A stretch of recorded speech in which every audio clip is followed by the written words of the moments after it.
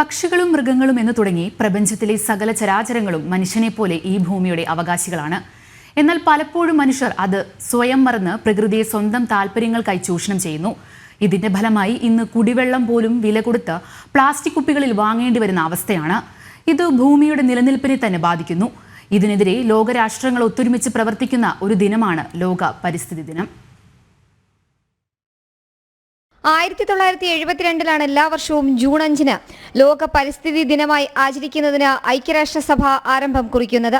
ഇത്തവണ ലോക പരിസ്ഥിതി ദിനത്തിൽ ഭൂമി പുനഃസ്ഥാപിക്കൽ, മരുഭൂവത്കരണം, വരൾച്ച എന്നിവയുടെ പ്രതിരോധം എന്ന പ്രമേയത്തിൽ പരിപാടികൾ സൗദി അറേബ്യയാണ് ആതിഥേയത്വം വഹിച്ച് നടത്തുന്നത്.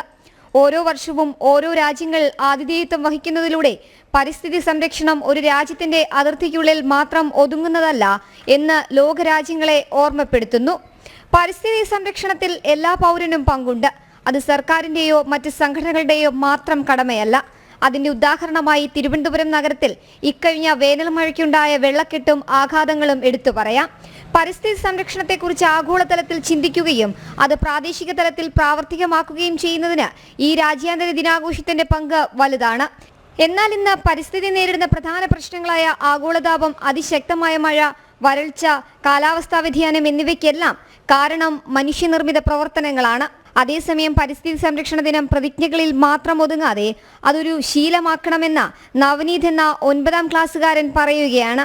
ഈ വർഷത്തെ ലോക പരിസ്ഥിതി ദിനത്തിന്റെ പ്രമേയമാണ് land restoration, desertification and drought resilience. നമ്മൾ നമ്മളുടെ ഭൂമിയെ ഒട്ടേറെ ചൂഷണം ചെയ്യുകയാണ്. ഇത് തടയാൻ വേണ്ടി സുസ്ഥിര വികസന പദ്ധതികൾ ആവിഷ്കരിച്ച് നമ്മളുടെ ഭൂമിയും മനുഷ്യനും ഇണങ്ങിച്ചേരുന്ന ഒരു ആവാസ വ്യവസ്ഥയെ നമ്മൾ സൃഷ്ടിക്കേണ്ടതാണ്. മരുഭൂമി വൽക്കരണം വരൾച്ചയും കാരണം നമുക്ക് ഈ വർഷം കേരളത്തിൽ നമ്മൾ എല്ലാവരും അനുഭവിച്ചതാണ്. ഇത് തടയാൻ വേണ്ടി നമുക്ക് നമ്മളുടെ ജലസമ്പത്തിനെ സംരക്ഷിക്കുകയും മരങ്ങളും ചെടികളും നട്ട് വനനശീകരണം തടയുകയും ചെയ്യണം. പ്ലാസ്റ്റിക് പോലെയുള്ള വസ്തുക്കളുടെ ഉപയോഗം കുറയ്ക്കുകയും പരിസ്ഥിതിയെയും നമ്മളുടെ ആവാസ വ്യവസ്ഥയെ നമുക്ക് സംരക്ഷിക്കാം. ഓരോ വ്യക്തിയുടെയും കടമയാണ് അവരുടെ പരിസ്ഥിതിയെ സംരക്ഷിക്കുക എന്നത്. അതുകൊണ്ട് ചെറുനാളുകൾ തൊട്ട് തന്നെ നമ്മൾ ഇത് ശീലിക്കേണ്ടതാണ്.